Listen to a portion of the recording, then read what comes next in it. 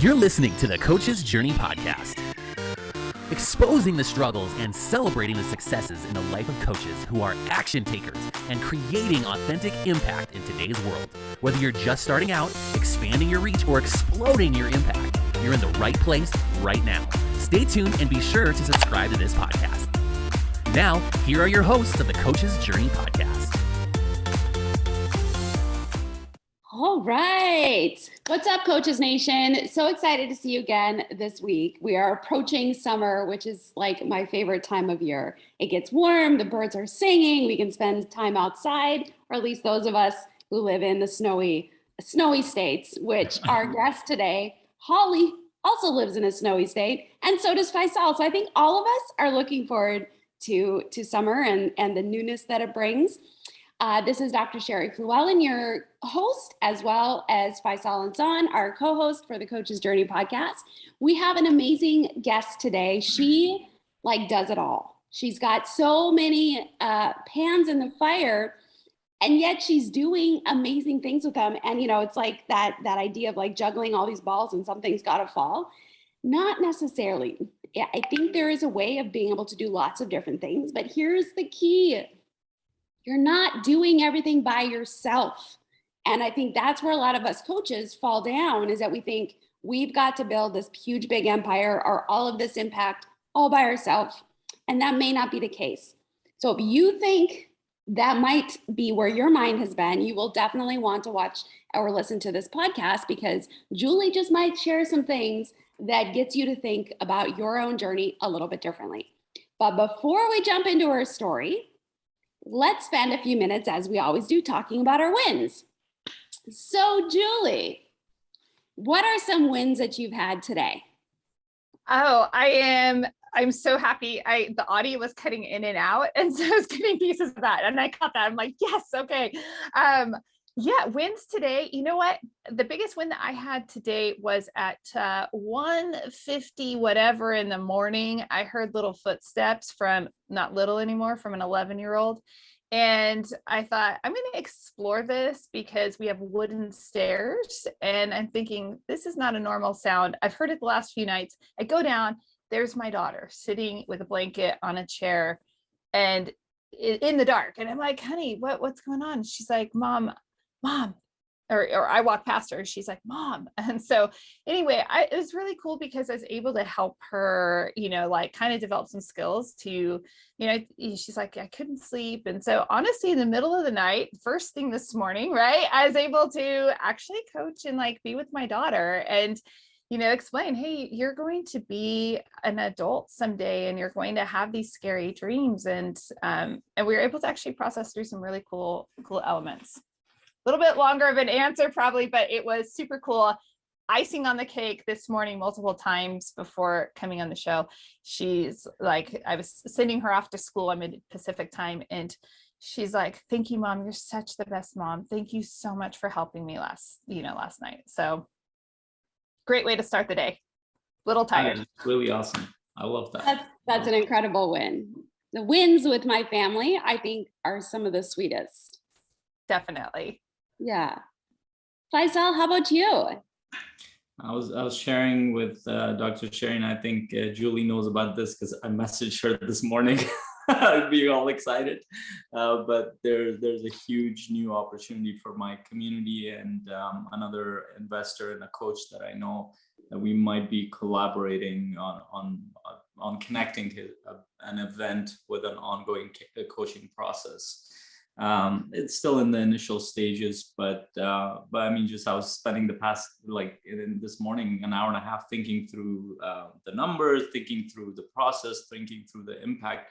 I was like, holy shoot, I don't even think we've thought about all this stuff. and for both sides, it'd be a huge win. And in the process, we can serve a lot of people, which I'm really excited about, which connects very well to our podcast conversation. So we'll talk about this at some point.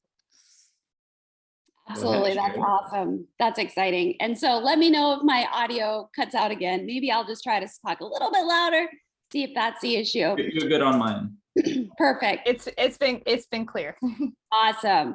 So I would say my biggest win is is just being able, and I will say it's along the same lines, the same theme.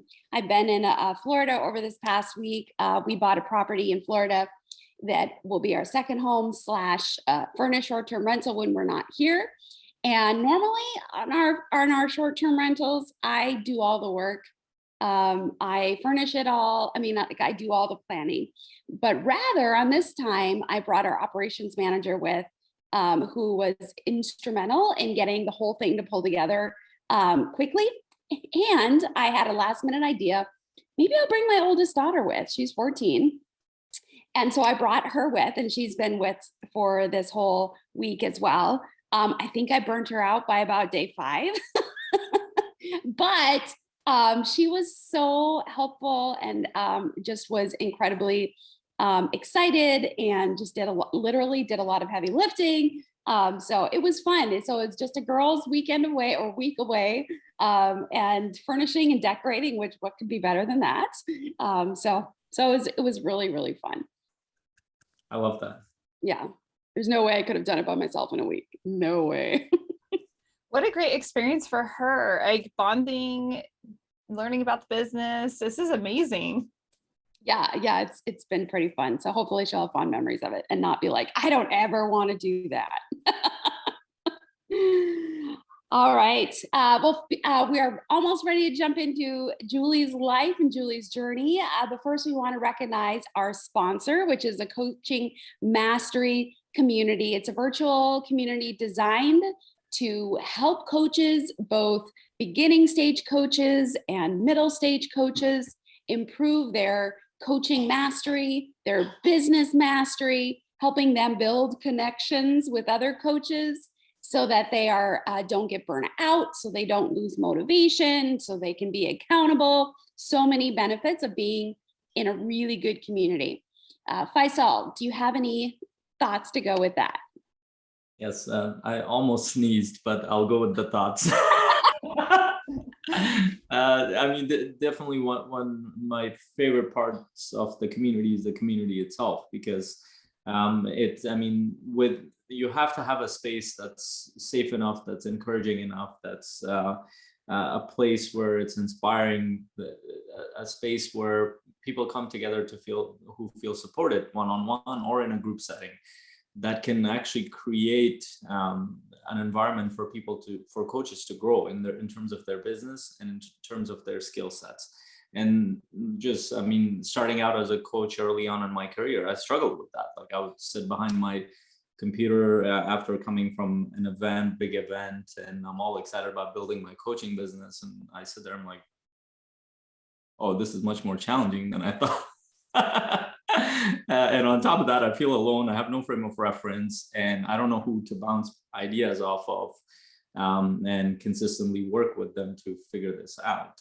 And that's what we do in coaching mastery community is how support each other to build our skill sets as coaches to serve, and also build our ability to set up our ability to build our business in a profitable and sustainable way, so we can create that impact and also connect with our family in the way Julie and Sherry described. So that's why I love coaching mastery community. That's awesome. All right, Julie, the woman of the hour. So how did you decide? And I know you're doing a lot of different things. So my understanding is your identity as a coach isn't necessarily everything that you're involved in. But because this is the coach's journey, that's where we're going to start. How did you jump into the role and the identity of a coach? What did that look like? Wow, it was messy, and Faisal can attest to that. It's interesting because I think that there's so much denial that takes place.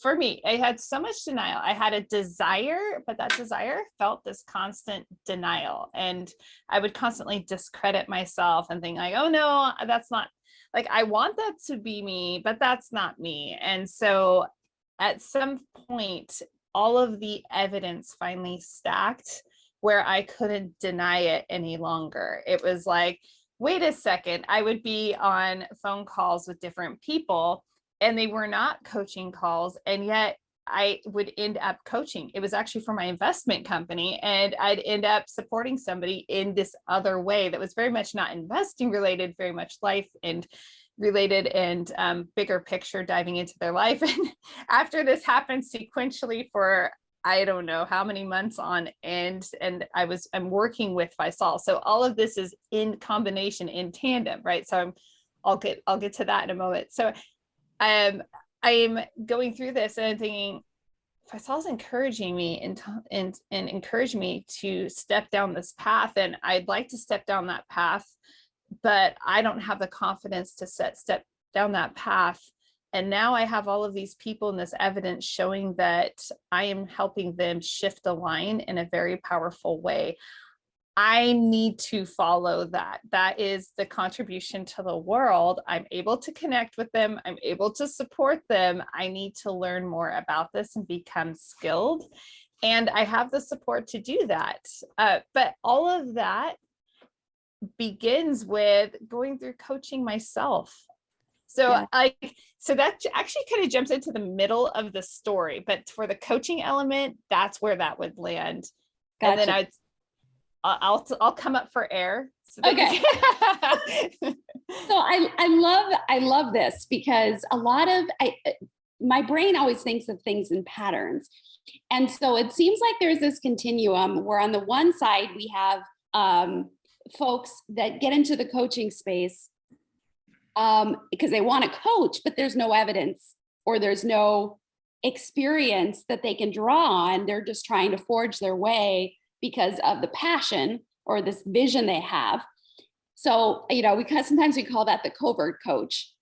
On the other end is what I'm hearing you say, where you're already doing the stuff, but it's more of like the reluctant coach. Like, I'm doing it, but that's not really what I was trying to do. But you're kind of getting drawn into that because people are like, hey, Julie, you got a skill here. You're doing some stuff. Like, maybe think about it. And you're like, well, so that's awesome. I think people might find themselves kind of in one camp or the other, somewhere in the middle. Yeah, I can see that. I can definitely see that. And really the ultimate with all of this really comes down, like the true genesis moment of all of the coaching elements starts with me following into my investment journey for real estate investing. And through that, creating a podcast that has the mindset element, because I believe in that, and has the investing element. But I joined a program, and I mean, man, the best thing that could have happened, lots of really great things happened through that. But I'd say that like the best thing, the thing that completely shifted the lines of my life was, wow, there's this thing called a high performance coach, and you get free high performance coaching. And this is part of your program, free, quote unquote, right? Like, it's part of the program. And now you're going to these group sessions and you have these one-on-one sessions. And who's my coach? Wow, it's Faisal. And everything that has transpired since then, it's just made it evident, like the power of a coach in my own life. And so knowing that I could continue to use my brand, which was already very rooted in this, there's no sense in having any great investment if your life is falling apart. Let's work on your mindset. So it really just leveled up. But my evolution had to lead there. I had to evolve first. Thank you, Faisal. I always say that, like, I'm always so grateful. It took me back to that hug and that event that, as you described it when I saw you first. And it's been amazing just working with you. And I just want to share the first session that we had. There was something I noticed about Julie that she wasn't aware of at the time. I don't think she was noticing yet. And I was like, okay, this needs to get, I need to do something. It was like, it was a kind of a calling for me, like internally. I was like, there's a part of me like, okay, you need to do something. And I remember it was around her podcast. And do you want to share that part, Julie? Absolutely. So I already had the plans to launch a podcast, which is something I have zero abilities to do. I don't know anything about it. I know nothing about how to go about this. And I'm just DIYing, hacking, asking questions, learning about this. And in January, I joined this of 2020, I joined this program. and meet Faisal. I think it was actually January 20th, that weekend when we met. And I was just amazed. You spoke at the event. I felt a connection like, oh my gosh, this person actually gets things on the, like, this resonates. Oh my goodness, it was amazing. And then one of our very initial coaching calls, he called me to task and said, what's your date? You have to set a date for launching your podcast. And he let me set it out further than he wanted, I think. Not that it was your date or anything, but I launched on my daughter's birthday. But because of that, it wasn't that you were holding me accountable, you were showing me I was capable and to stop the delay. And the coaches face the same thing. It's like, we need to just stop the delays as coaches and say, accept where we are and say, receive the gift that we have and know that it will continue to grow, but take action upon it. You really demonstrate something that I think all of us can learn from, and that is having courage to move forward when you really want to do something, but you feel completely unprepared to do it. Just figure it out as you go. You know, they say building the plane as you're flying. It's just like, you got to jump, and then the things will happen quicker and probably better than what we fear they will be. Definitely. Yeah, and since then, I mean, since Julie has, like, I haven't been amazed in the sense that, oh, I'm surprised by it. I was like, oh, this is so amazing. It's just watching somebody just like, you know what it's like? It's like watching somebody who has wings, but they're not aware that they have wings. And then all of a sudden they open their wings and they're just soaring. And just Julie has just gone into so many different things, and she's serving at so many levels, and she's in even her investor world. I know she's gone through so many identity shifts around that, how she wants to serve, who she wants to connect with. And we've partnered up with a couple of things too as we've moved forward.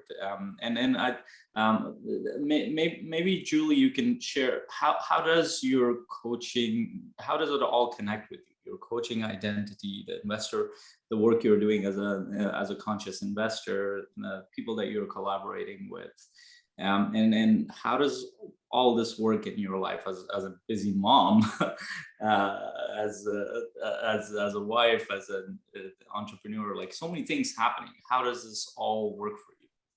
Wow. The only way any of my life works is through collaboration and through community. That is the only answer to that question right now.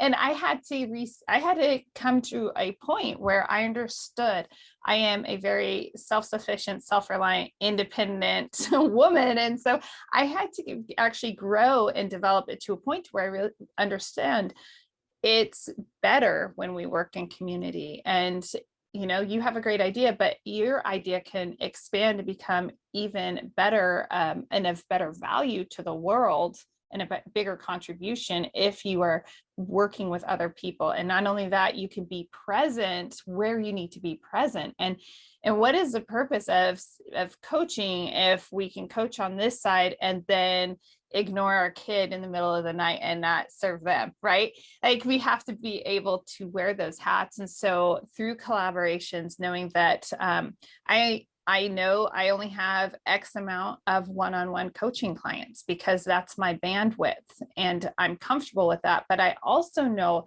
that I have avenues for people who need, you know, or desiring that one-on-one support. I know where I have, you know, like, okay, there's community that they can go to, or here's the option of group coaching that is going to support you. So I no longer have to look at it as this is all on my shoulders, but you know what? This community is here to support you in wherever you are in your journey. And that doesn't have to be me. I might not be the point person. Yeah. Was it scary for you to get to that point where you're like, because I hear this, I've heard this more than once, when a coach, you know, they're getting inundated, you know, their reputation starts to really take off. They're doing good work. They're getting a lot of referrals from current and past clients. And they have this thought of like, oh crap, if I don't take everybody, I'm going to lose my referral stream, or somebody's going to get mad. Or, I mean, they have this idea that their future is going to start to dwindle because they're saying no and they're refusing one other one-on-one client because maybe it exceeds their bandwidth. Did you have that struggle of should I, shouldn't I? And you're shaking your head. Never, never. But I think part of that could be, and I'm also thinking about this through my investor lens as well. And I've really entered into these journeys in parallel. And so one of the commitments I made to myself, and granted, I have the luxury of starting this journey in my 40s. And so I have life experience behind me that also guides me to say, you know, be wise about who is at the table with you and make sure that it is a correct alignment. Because if something is not a correct alignment, if the energies are not aligned and something is off, it is going to be a disservice to everybody. Like if I truly want the best for the coaching clients in my life, then it is my responsibility to make sure that I have the best to give them, and understanding that there is an abundance in the world. I don't come from a point of scarcity. And so there are plenty of clients, and it's a gift, but thinking about a cup with the bottom, cut off. So it's just more like a tube, those referrals can come into that. And some of those are going to be the right place. And in that time, have we not all noticed that things fall in place and they get aligned? There's a transition that happens with someone else, and now that opening, and it's all perfect. This is how I find life works. And the others, they are not displaced. They are put in they find their spot, and I might be of service to help them because of the community. Yeah. I love that perspective. And I think that's super valuable to kind of hear you describe it that way. Hopefully that will help, some of our listeners kind of open up their mind and reorient the way that they think about their business. Yeah, I really love that. And there's one point I want to highlight, and I'll disagree a little bit too, is around the life experience part.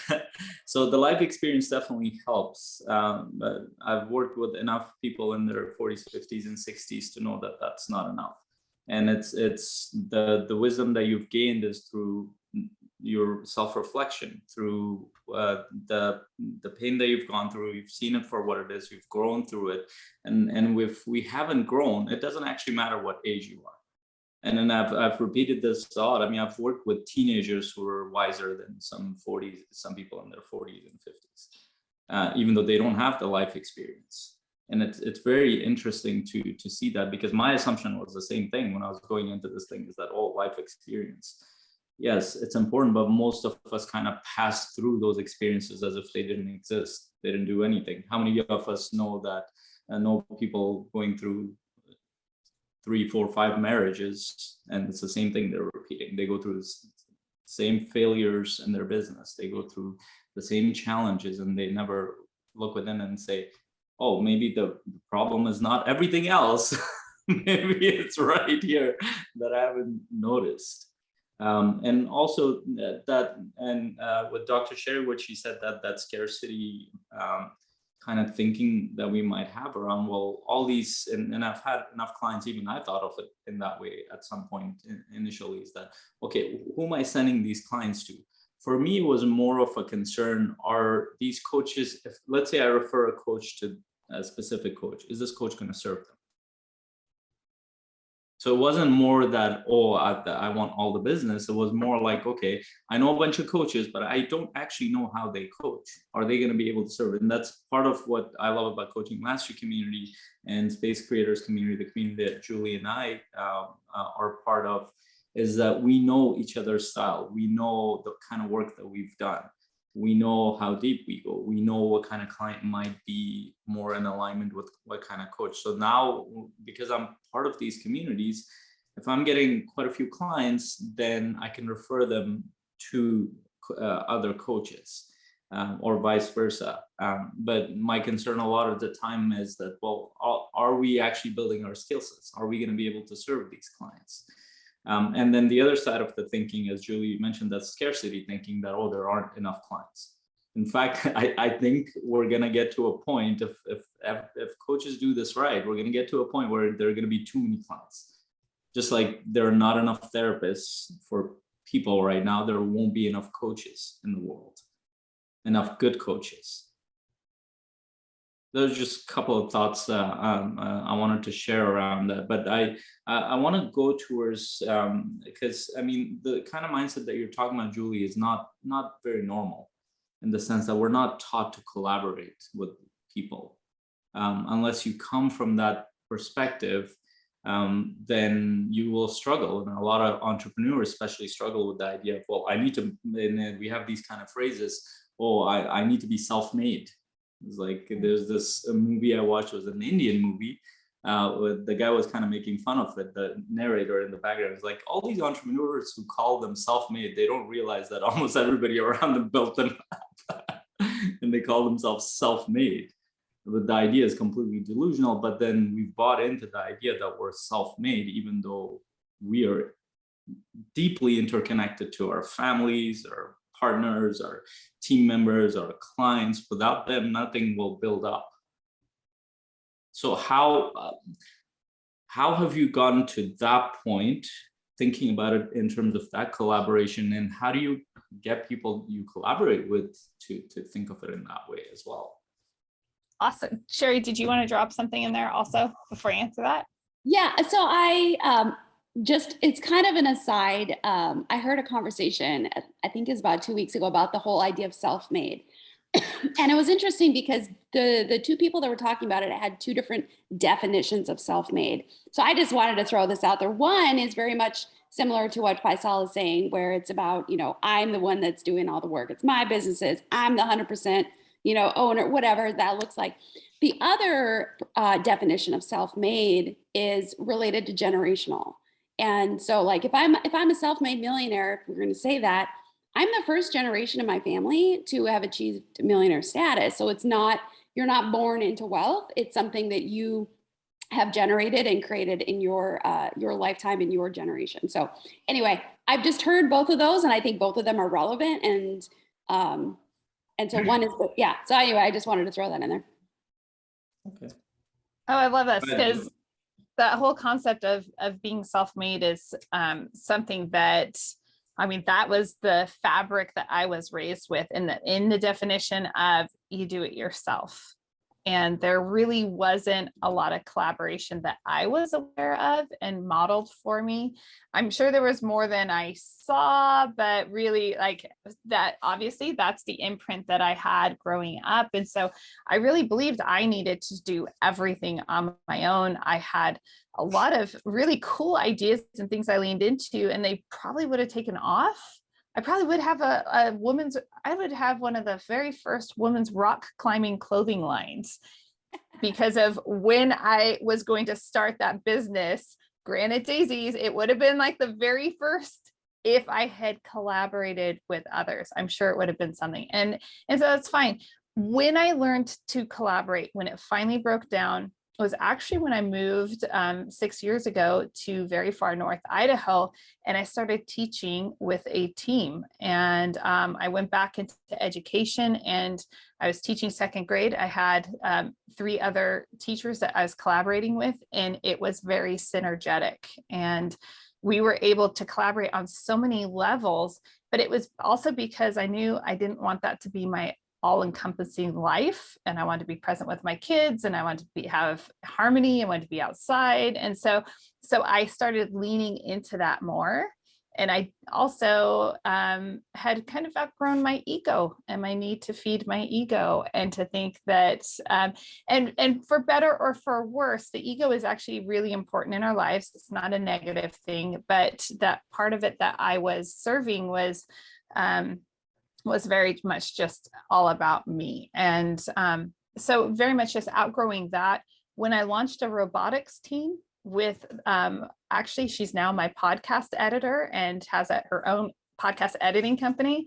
But I had a dream and a vision, and I launched a podcast team, and she and I collaborated, and we took our second and third grade students from the Canadian border down to Houston, Texas, opposite ends of the world. our first year to the World Championship and show. And that required tremendous contribution. And all of these things worked in collaboration to really show me and start shifting my mind. I was pursuing it. And when we're in pursuit of something, and when we're courageous, it is always rewarded.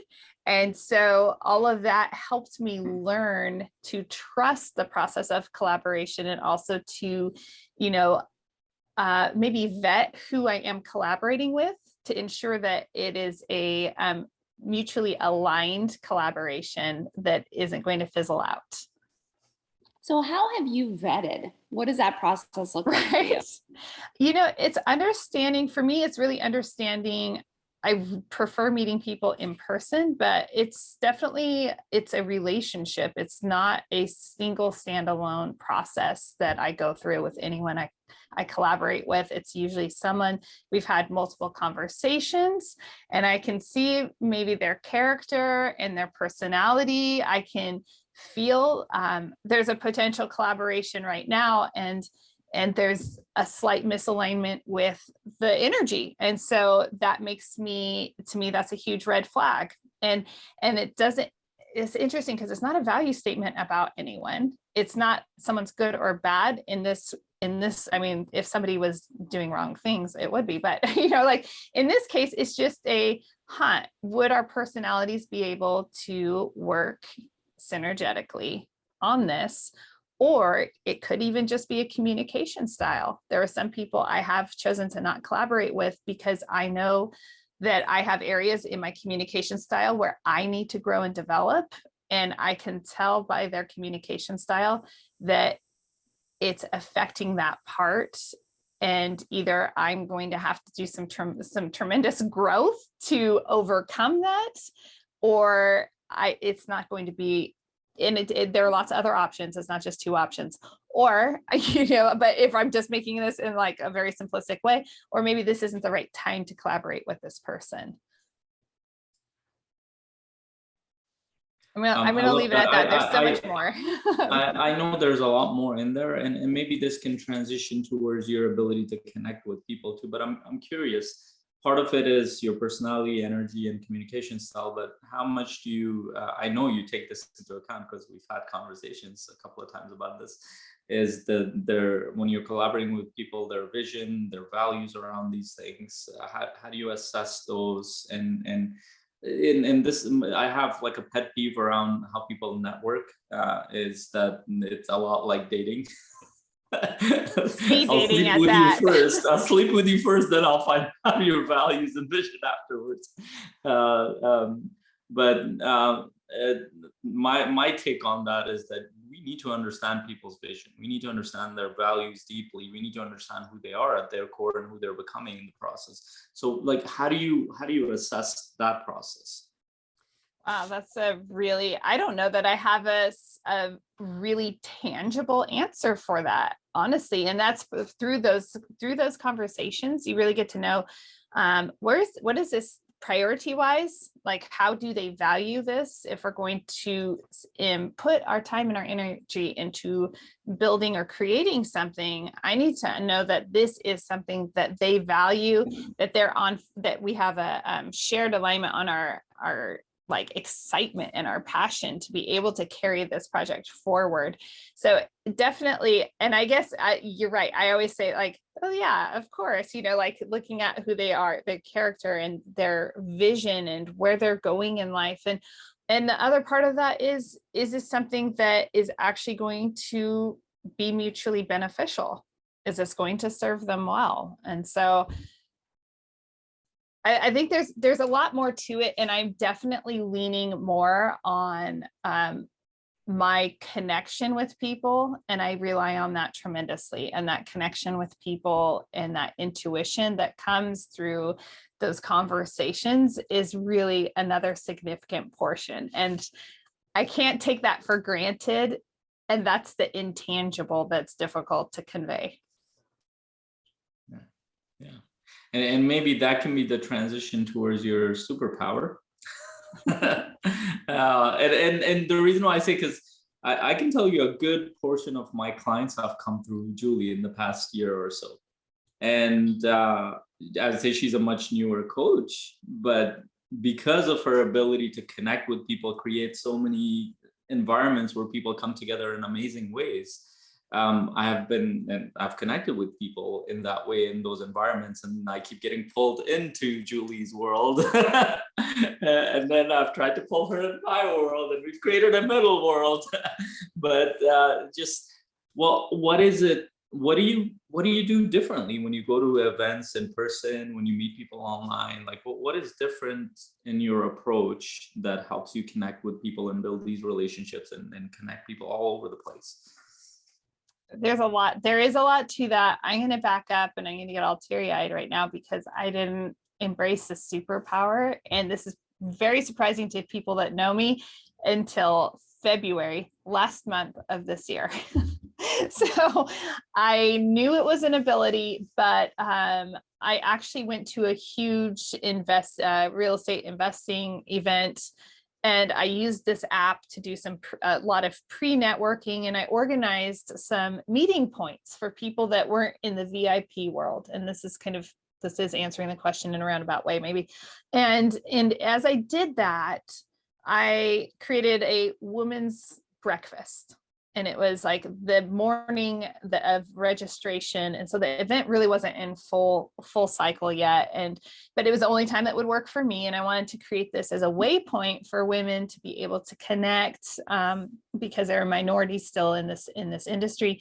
And so like, okay, here's where they can connect and at least maybe meet a buddy if they need a buddy, they feel like they want that support, or just find their next business partner, whatever. And I made a reservation for 20. I think that was my first reservation. And then I started getting the feedback. I sought people out and I invited them, the ladies, to this event. And then the next thing you know, I'm like, oh, I need to double that. Oh, I need to double that again. Oh, the morning of, we had, and this is again before the event started, nearly 70 women in person at this event. And that was when we took this big group photo, I was like, whoa, these people awesome. Came because I brought them together and I created this. And so you asked how that works. So you don't have to accept that you have a superpower to have a superpower. Now I accept I have a superpower. and in doing so, I also see the ability to have presence.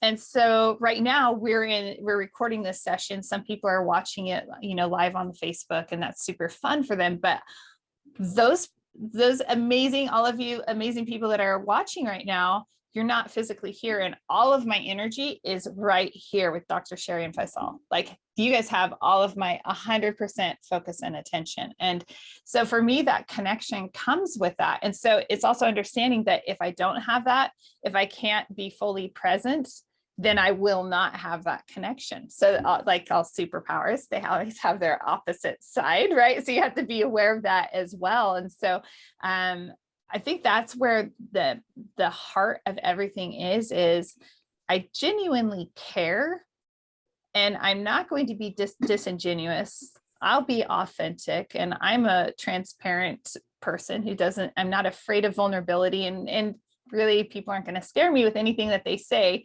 And so that just makes people, I think, feel at ease and comfortable, and it's amazing. And I'm sure you've experienced this as well.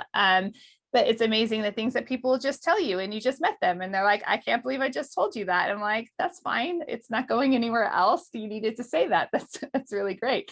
But I think that's where that connection comes from, is really care, genuine care that comes through. So for instance, on that pre-networking app, there are some people have probably used it at events, the Hoova app, and there are others out there. And sometimes people just put responses just to respond, to be out there. And it's like, well, if you're going to respond, like really respond to demonstrate that you've seen and heard the person, not just respond to respond. And the same goes over on all social media platforms. Did you just respond over on LinkedIn in the comments just so that you'd have more comments and maybe trip an algorithm? Or did you respond because you're actually grateful, or you actually heard what they are saying and you value it? That is so powerful, and without, like, I haven't thought of that in that conscious way, that you do that in that intentional way. At a subconscious level, I probably was aware of it, and probably one of the reasons why I felt like you would be an incredible coach is because of these qualities, because that presence and care. I don't care how much skill sets you have, if you don't have that presence and the genuine care and authenticity, I don't think people can be a good coach. You can have all the skill sets in the world and it won't work. And that's why when we kept talking, you're like, well, should I get certified? Should I get? I'm like, you'll be fine. We'll work through this. You'll be fine. And because like those are things you can't learn necessarily from a certification. That comes from who you are. That comes from your experience. That comes from how you've responded to the experience in life, your own self-reflection, the deeper work that you've done. So I want to honor you on that part, because that is needed a lot in the world right now, and especially because, I mean, when I look at you, I see you as a leader. And as you're bringing all these, whether you're bringing women together or everybody together, you're still a leader in both spaces. So how do you look at it from, because I know that's a huge thing for you in terms of leadership and impact. So how does it relate to that piece as you go out there in the world and be unleashed? Are you talking specifically like the connection component? Yeah, connection in terms of leadership, and how does it relate to your identity as a leader? I don't think that you can lead unless you are connected. You can't lead people if you don't know who they are and you don't know what their needs are. And if you don't understand what they value and what their struggles are, how can you, your effective leadership is only going to go so far, right? You're more of a role model, but to actually lead people, it is that deeper understanding, because we want to feel that connection. As human beings, we want to be connected to people. And when we see that this person is leading, and we've spoken about this, Faisal, but not from like the typical triangular formula where there's a leader and you're going to follow me and this is how it's done. But when we have a servant leader that is coming alongside of us, that's where the magic happens. And that's where the true impact starts taking place, because people feel that they have the ability to do something. It's not, oh, look at, there's a leader up there. Tony Robbins, fantastic. And he has like an amazing, right? Like, so this is not to diminish him, but we could easily say, just to make a point is like, oh, there's Tony Robbins, he's up there, but oh, I'm down here. And Tony Robbins does a great job of bringing people along. So I'm not diminishing that at all, but I'm saying like a lot of times people, instead of feeling connected and empowered to walk that path and to take those next steps, they will feel disconnected from leaders. And that's the importance of being able to relate to those people and use that servant leadership model. And Faisal, you demonstrated that even through our coaching and everything. It's like, it's coming alongside, it's walking together, and I can show you the way. I know the next step, or we'll figure it out together. But most people need a voice to speak for them and a guide in their life. And that's where that leadership, that's another way of saying they need a leader. I love that, and thank you. Now I'm curious, if you just started out as a brand new coach today, what would be your advice to coaches who are starting out and they're building their network and they're starting from zero? Like, what would they need to do to start building towards a business, whether it's in an investor world, we're talking about entrepreneurship, or in the coaching world? I think the best advice, and it's the thing that it's an area I struggle with the very most. And it goes back to our earlier point of conversation of being self-made. And Faisal, just Sherry, watch this. everybody just watch this look. It's going to be great. But it's learning to ask, right? And so courage is rewarded, and identifying the area where we have to take those courageous steps, because everything that we need is just beyond that step.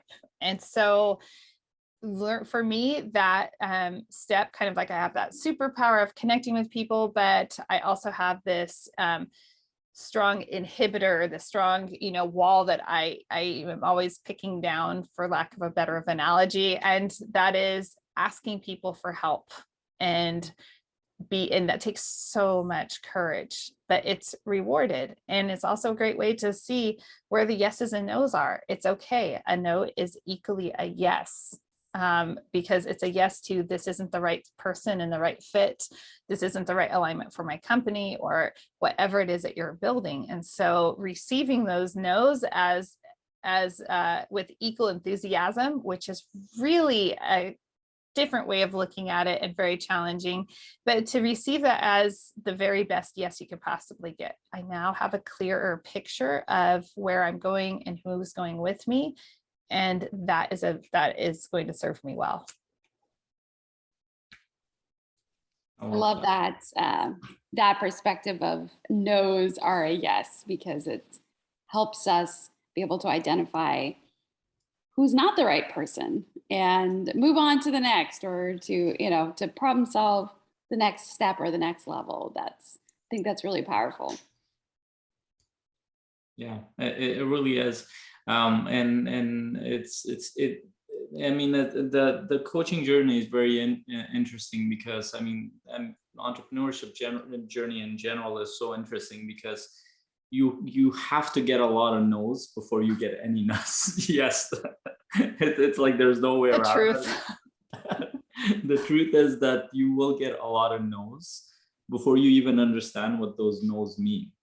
And in fact, Julie has said a lot of no's to me on our path.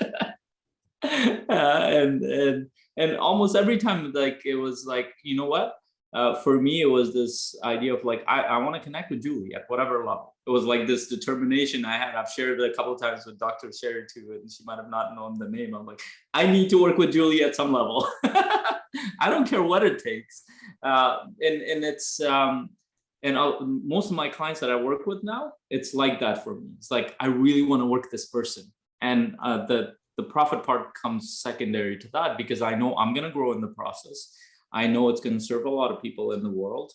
And that helps me deal with no's very easily in that process. But understanding also the idea that entrepreneurship comes with a lot of quote unquote rejection. It's not necessarily rejection. It's the journey to understanding what no's mean.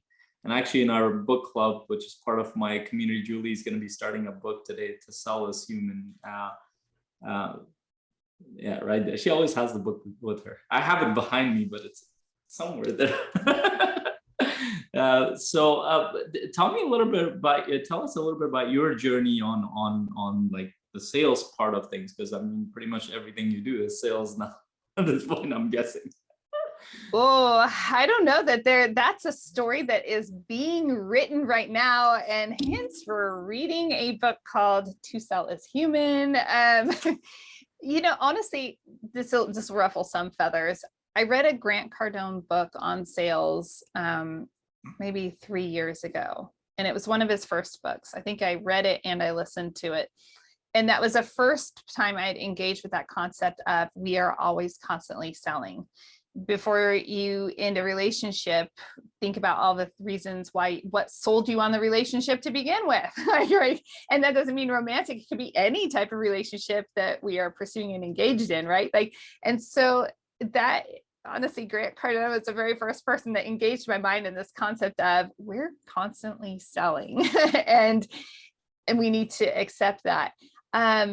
I still struggle with sales, and I have a lot of limiting beliefs in all honesty about surrounding sales, and always integrity is such a cornerstone in my life that I always want to ensure that someone never feels manipulated or cajoled, because I only offer things to people that I believe is truly going to benefit them. And so honestly, I'm at that point where I am learning to, just as I had to learn to accept my superpower and like it's there, I know it, but to like, that is my superpower, and it's okay to acknowledge it and say it, and to maybe even like coax it a little bit and be like, you're a really cool superpower, I like you. That's okay. And it's okay for me to grow into that identity of a coach and to say, wow, I'm doing this, and to receive the evidence. And I'm actually at a point on the sales where I'm probably in that growth pattern of, I think I have a lot of growth to do and a lot of receiving to do, and receiving the feedback for what it is so that I can understand better and grow through it. And so if we talk in any period of time, I'll probably be like, yeah, here's my sales side, and it's really cute and I like it. I will say, Julie, I was introduced, or kind of my mind shifted to, by Grant Cardone. My husband's a huge fan, has read all of his stuff, gone to stuff. And yeah, it's really to marry Grant Cardone with my high performance life. It's sales is just about influence, and we are influencing, whether we recognize it or not, every day of our life, every relationship, every situation. And so it's just conscious influence in a way that is ethical for us. And so I love it. I love that, conscious influence that's ethical. I love that. Yep.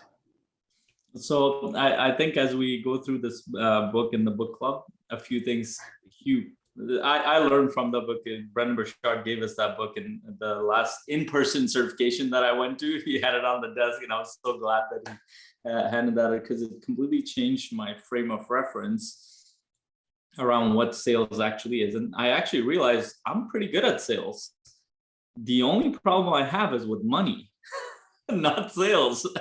Because if you take out money, I can pretty much convince anybody of anything. If it serves them, obviously, and if it serves us in the process. But as soon as money would come into the picture, I still remember, I want to share this. It was a funny story. It was one of my first clients that I offered a $5,000 package to. And this is me. It's the funniest thing, but it was the saddest thing I've seen. And I listened to the recording. So at the end of our session, I've done an amazing job as a coach. I'm like, and right after I said 5,000, I was, as Brendan Burchard taught, I moved on quickly after taking a deep breath. Like, so we'll go through this coaching program. We'll have a midpoint check-in, this and that and the other. And then how would you like to pay for that? I don't know how I got myself to say that. And then she's like, oh, I'll just use my credit card. And I'm like, okay, that would be $5,000. And then she's like, oh, okay, I'll just, would you like the number? And then I said it again, that would be $5,000. I think I said it 3 times, and she was just looking at me. Something was completely off. And here's the crazy thing. I had done an incredible job of coaching and influencing, as Dr. Sherry mentioned, up until that point. As soon as the money came into the picture, it completely broke down. So I realized, I'm like, it has very little to do with sales. It has more to do with my challenges around how I perceive money and how I perceive the value of it, the thought process around it. And I saw there were so many aspects of it that I looked at negatively. So why would I want to ask somebody for that? It's also how you're viewing. For me, I'll throw into that. It could also be self-perception. Am I delivering this value? Am I? And so now it comes into also a identity as to, do I value myself at this level? Do I see myself in this way? And so our perception. By the way, the book I don't have it at hand, which is really odd. The Prosperous Coach that you recommended is absolutely fantastic at guiding through the process of going through the money. And here's, just to go on this a little bit further, I've been exploring and looking for examples and evidence in my life of sales and influence, right? And I've had two very successful experiences that I keep mentally going back to as my models, right? And at an event in December, I had some leftover pizza. And I mean, we're at a hotel. I don't want to stink up my hotel room with leftover pizza. That just grosses me out. And so I thought, I'm just going to see if I can get rid of, I think it was a half pizza, because I could only order this one huge size. And I was speaking at the event and I needed to eat something. So I just like, whatever, just give me the big pizza. I'm going to do this. After that event was the evening session was over, people are in the lobby and I am out there with this pizza. And I just said, I'm going to sell all this pizza. Basically, I'm going to get rid of this pizza because it's a great pizza. I ended up not only getting rid of that, but some other people put their leftover pizza into my box and I got rid of theirs as well. So I'm also supporting other people. Fast forward to this huge event in February. They had the most, I love food. If you can't tell, I love food. So they had these amazing macarons out there at this breakfast buffet in the lobby, huge lobby area. yes, no. And this is our thing. He shows me fake chocolate. I show him real chocolate. Here's some Godiva. And so I filled a coffee cup up. I said, in conversation with some people, I said, I should just take this whole platter and just go and offer it around to everybody because they're so good. It's one of my favorite cookies. I'd love to share this, even though they're really not mine. And this person I'm talking to says, you should fill the paper coffee cup up with them. So I did that. And then I kept refilling it. And as I was networking and talking with people, I'd always be like, oh, have you tried one of these? They're amazing. And I'd watch these people. So this is that influence where they'd move from reluctance to, this is the best. You watch their face change. And that's our power as coaches. And that's our power as influencer. That right there is our power. So we can take people, if we can grow and develop beyond our own limitations, then we can take people past that reluctance, like a macaron, I haven't had one, or, oh, I'm on a diet, or they're only this big. Come on. I can also be, our influence could be for better or for worse, right? So we have to use it well, but that's the power that we have. And so as we're talking about sales, I'll add, these are some little evidence points for me, my way markers, that people want things that will serve them well. And if you have something that's going to serve them well, even if it is a sugary sweet, if it will bring them delight, they want it. So why wouldn't they want your coaching? So just to add another little level to that, so my background is as a psychologist, and in sales, if you give something that's physical or tangible to somebody, you have increased their perception of the necessity of reciprocating. So a physical gift increases the reciprocation in the other person. So by you giving them something, they now feel, whether they recognize it or not, there's this internal need or drive to somehow give back to you, or to say yes, or to engage back. So on multiple levels, I think that's genius. I think I need to keep cookies in my purse is kind of the takeaway from this. When I mountain bike, I take gummy bears, and there's another point of influence. And yes, there is something, because gummy bears. Gummy bears? The Black Forest gummy bears, sometimes organic, sometimes Never mind, not. you didn't get it. Oh yeah, I'm not in Canada, okay? I live in Idaho. The states around me have those type of gummy bears, but not in Idaho, right? But that there is a lot to that, and just sharing with people and the reciprocity, and it brings people together when you share. Yeah, carry some gummy bears around, because one gummy bear is like just enough sugar to like brighten your magical. Day. Okay, I again am not in Canada. in both ways. So I'm actually curious, because you talked about, let's connect the two parts, because I talked about the money piece, but you talked about the self-perception piece. So when you talked about first of all, getting rid of pizza and cookies during pandemic, that's another level. Leftover pizza, and then they have these concerns in their mind. But let me ask you this. How come your self-perception, which I'm assuming as you were talking about it, is the negative self-perception, didn't come into that picture? I knew I was doing something good. There's like 100% confidence. I really like to contribute. And so I'm like, this is all about them. This is going to totally help people. I'm going to benefit because I'm not going to have a stinky room, and I'm not going to feel bad about wasting really good food. But this is really going to make somebody happy. And that really makes me excited in life. Okay, so then that's awesome. I love that you said it that way. So that cookie or pizza is going to last in that moment. Yep. Now, what happens when you coach somebody and they have a life transformation? Exactly. It's like teach a man to fish, right?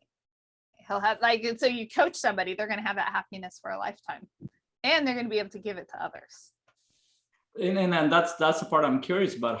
Why do you think we would have our negative self-perception when it comes to coaching, but not when it comes to that moment that you talked about? I think that's when that goes to that identity, and to fully immerse and embrace it. And so you can have different levels, just like you and I spoke yesterday. I mean, you could have different versions of your ideal self, which is so cool. And so I think that you can also have different levels of your identity, and you could be at the beginning of exploring and really embracing a part of your identity, and it can still be new. And I think that there's something to newness where it'll grow and progress. I agree with that. That's one part of it. There is one other part I want to connect to, and it connects back to money. We were taught, like for generations, not just this life, that our value is somehow connected to money. And as soon as you come, and then we don't realize this consciously, as soon as money comes into the picture, then we're doing this self-assessment internally. Because if you take out money from the same context, you would behave completely differently. But as soon as you bring, and I've seen this in like team meetings, as soon as money comes into the picture, team members who are amazing with each other, all of a sudden their energy completely shifts. In contracts, you can talk about it like when negotiating, you can talk about it all the way at the end, everybody's getting value. As soon as the money comes, everybody's energy changes. Mm-hmm. Like we don't realize how much our self-perception and value system is intertwined with money. Even if you're somebody, even if somebody recognizes themselves as not money hungry, or somebody that, oh, I don't like money, I don't want to, it's still deeply intertwined with that, because the whole system is run by that same thing. And then the one thing I want to, and this was a huge realization for me, because I never thought of myself as somebody as money hungry, but I realized how much my psychology was intertwined with money. And when I realized that, I was like, oh shit, I was in denial. Not that I want all the money in the world, but I'm like, okay, I need to figure out where does this identity around money comes in, and where do I come in? And if I can't separate those, I can't work with people properly. Yeah. Yeah, as you were talking, Faisal, I was just, some of the observations that my husband and I have had, particularly around our real estate team. So we run a buy-sell real estate team in Wyoming. And one of the biggest struggles we've had is the splits, because when you're part of a team and you're part of a brokerage, whatever that looks like, and you make a sale, you help somebody buy a house, or you sell somebody's house, a certain percentage you get to keep, a certain percentage goes to the brokerage or the team. And we provide amazing value, leads, all sorts of things to team members. And yet it seems to almost, 90-95% of the people at some point start complaining about the money side of it, even though they wouldn't have even gotten the amount of money had they not been on the team. And so there is this weird, I don't know, we haven't cracked the code to it yet. So I don't know if you've got any Jedi mind tricks, as my husband likes to say, but yeah, there's this weird thing about money that that people, and I certainly, fall into this camp too, but it's like, in some respects, we have to, in certain parts of our life, we have to assign a value to something. At least that's, I'm thinking of the team perspective, because there is a value assigned to it. They can literally say, because I'm part of this dollar figure, I'm not keeping in my bank account. And so, but then helping people realize that the intangible value of that far exceeds, I don't know, it's a weird space. Money mindset is, and money psychology, however we want to phrase it, it is powerful. Mm-hmm. And I think we see a lot of heartbreak and a lot of struggle in the world just by how people view and perceive and engage with money. Yeah. I personally, in my experience, from what I've tried to figure out in my own psychology, but with my clients over and over, because most of my clients are investors or coaches or a mix of two. And where you find that they have huge, even though they have money, they have huge hangups around money. They're always afraid of losing it. They're always afraid of not making enough money. They're so tied to the number that they can't make sense of it. And what I've realized in my coaching sessions over and over, that it's not them. It's that their psychology, specifically the emotions around fear, is very deeply connected to money. The survival part is very deeply connected to money. And then what happens is that, and this is why when I'm walking, literally yesterday, I walked one of my clients through this because he needed to set a date to quit his other business. and we walked through the whole numbers set. Like, I'm like, okay, you're investing in here, and based on projecting what you've created here, and you have all this stuff coming in the pipeline.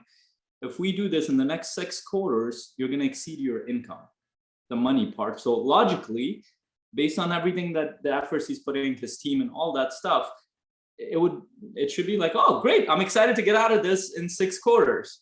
Great. But guess what happens when I ask him, after we walked through the whole logical process, I asked him, so when is your date? You see his body twitching all sorts of ways. We both laughed. I'm like, do you see this? Like, it has very little to do with the numbers. It has very little to do with the money in itself. It's how it's intertwined in terms of, again, like, what do you feel right now? Tense. What do you feel? What's happening in your emotions? Overwhelmed. Like, it's like clear case of fight or flight response.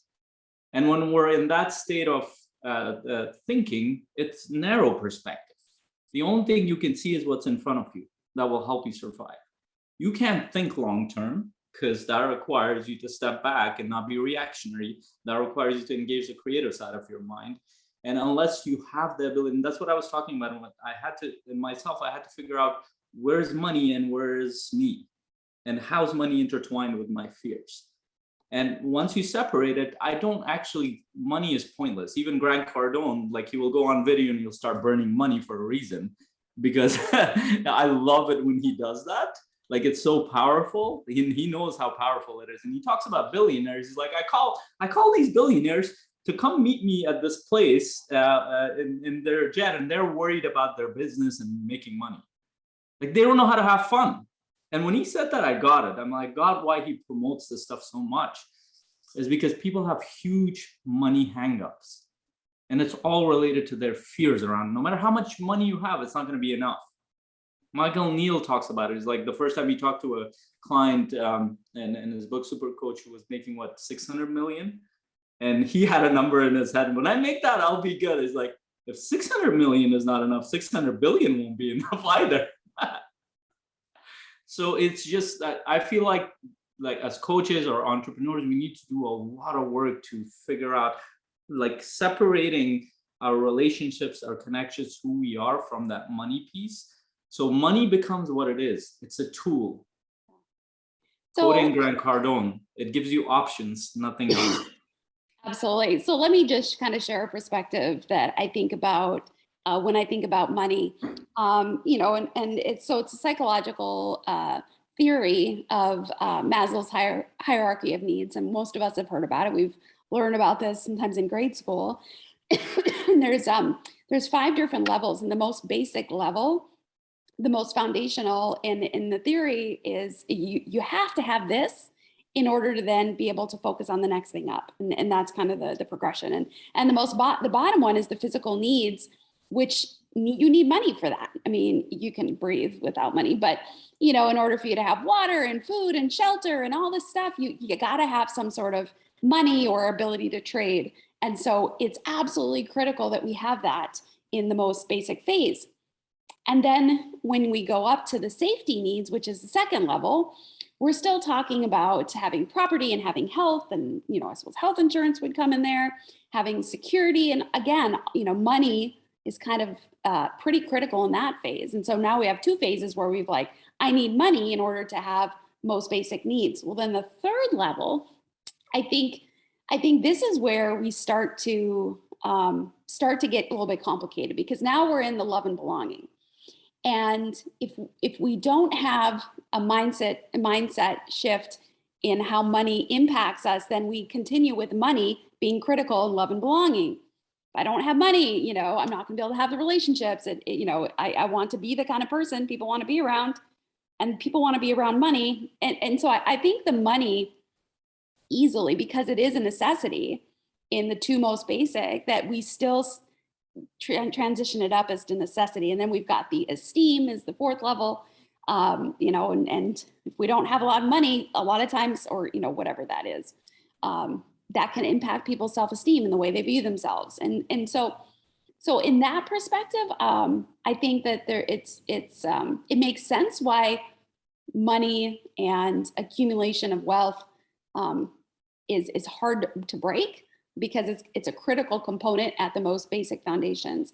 And unless we intentionally shift out of that as we're able to establish those lower levels, then we're just, again, it's around intentionality and awareness and changing how we view things. Yeah, I love that you laid it out like that, and that's so, you can tell, those, if it's so intertwined into our needs, then we will react based on that, because our survival is at stake. Our need to belong and connect is at stake. And this is why one of the most important things I've learned when I'm collaborating with people is to always look at the big picture of what it's doing. And it was one of my friends that I coached him in the first year of coaching. I gave him free coaching, and his life changed a lot. And he always felt guilty. He's I never paid you. But what he didn't realize was that he referred quite a few people to me, and I got 4 clients just in that next year. I'm if you just take the dollar amount, you've paid a lot, but that's not important. You've helped me build my business.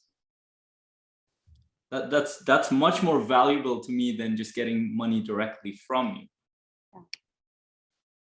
Yeah. And just in a lot of these collaborations, I help to point out that the picture is much bigger than we think, and the benefit is to everybody in here. And if we can see that, then money just can become a tool that sustains us and helps us grow. But that's very hard to get to, and you have to get past people's defense mechanism and so many things. And this is why it requires us to do the work first before we see other people's reactions and we react to it, and it just goes out of control. Yeah, absolutely. Julie, Faisal and Julie, we're going to shift to kind of the last section of our podcast. This has been really, really fascinating conversations. What, Julie, would you say is one of the most influential books in your coaching journey? I'm going to go to the High Performance Habits. That was my gateway for real estate investors. It would be, Robert Kiyosaki's Rich Dad, Poor Dad. I don't know how many coaches would agree, and that was, their gateway, but that book completely changed my life. Awesome. What are your hobbies? What do you do in your off time? You've kind of alluded to a few of them, but share with us. I'm an avid mountain biker, and I'm smiling ear to ear because I'm heading out to mountain bike this weekend in Seattle. And so I'm so excited. I'm where I live, it's been icy and snowy and, similar to Wyoming, I'm sure. And so it's very nice. I'm in short sleeves and I get to go mountain biking, and anything outside is better than inside. That's awesome. And Julie, what would you say separates a successful coach from the coaches who give up, fail, or just really never get started? Well, I think you kind of said it. They keep going. You know, they don't quit. They don't quit on themselves, in that constant evolution, the personal evolution, never feeling like there is a destination to arrive at, but continually following that journey of their own evolution so that they can support their coaching clients. Yeah. So never give up. And when you hear a no, like we said earlier, when you hear a no, it's really a yes. So just keep on going. See how many no's you can accumulate in your back pocket. I've got a lot. All right. Where do you think the field of coaching is headed? I think it's still at its genesis moment, quite honestly. It's still very new. Most people don't know what coaches are, and they don't realize we're not, you know, like shrinks and psychiatrists, and they don't see the difference. They don't know yet, which is exactly why I think it's at the infant stage still of, and it's going to explode, and it's going to support so many people, and people, you know, that you know, go into a coaching, you know, start partnering with a coach, their lives are going to change, and that is going to have an exponential ripple effect. Yeah. Awesome. Yeah, I love that. And I just want to thank you, Julie. I know you're incredibly busy, for spending the last 80 minutes or so with us, and just sharing your heart, your struggles, everything that you're going through, and being so authentic.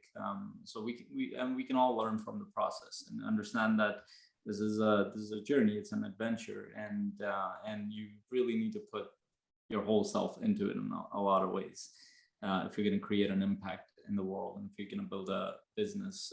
So before we end, I'd love to get you to share where can people find you, connect with you?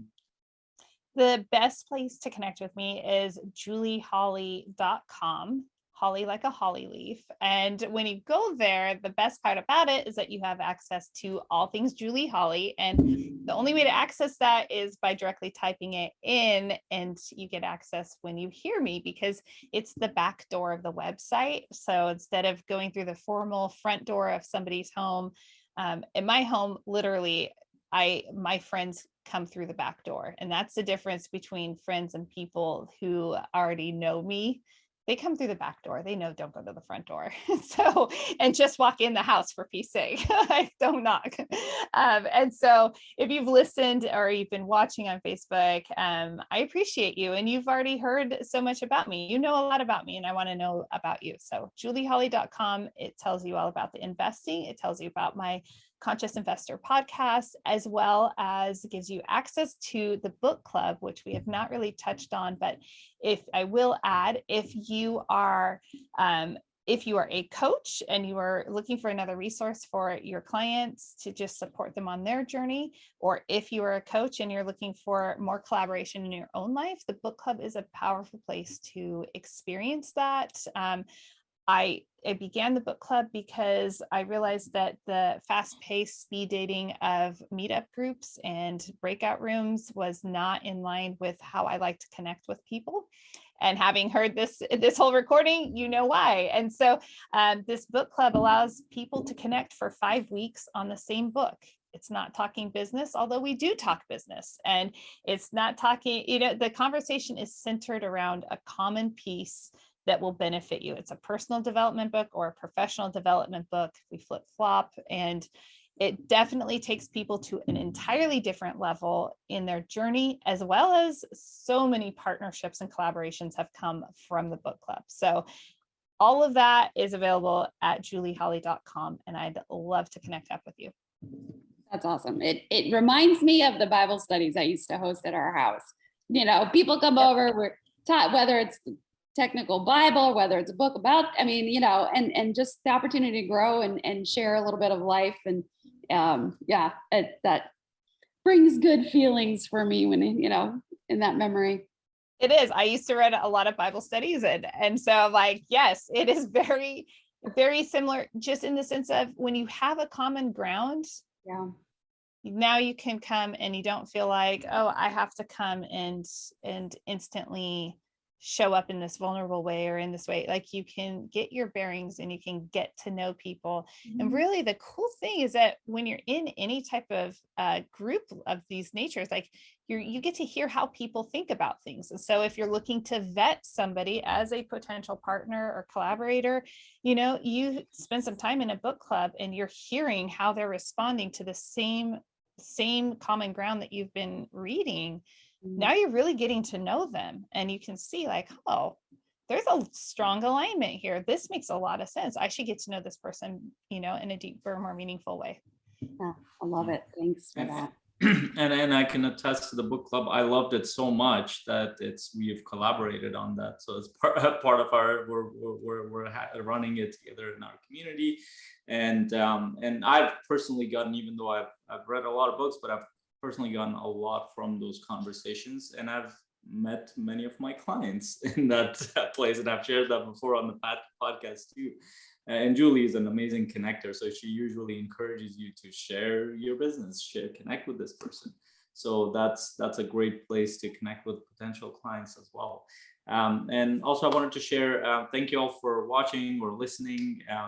Make sure you go to coachingmasterycommunity.com, where you will get introduced to our community of the coaches who will, and we talk so much about collaboration and community, and that's what it comes down to. If you want to be a better coach, if you want to be a great coach, you need to be surrounded by other amazing coaches. And also, if you want to learn the business part of it, which seems to be the harder part for most coaches, you still need to be surrounded by that community. So you can learn the skill sets, you can learn how to connect with people, you can learn how to expand your network and actually build a business that's sustainable and profitable in the process. And we'd love to serve you there. And so definitely go to coachingmasterycommunity.com. And thank you as always for listening. Please share and like, and we will see you next week, same time. Bye. Bye. You're listening to the Coach's Journey podcast.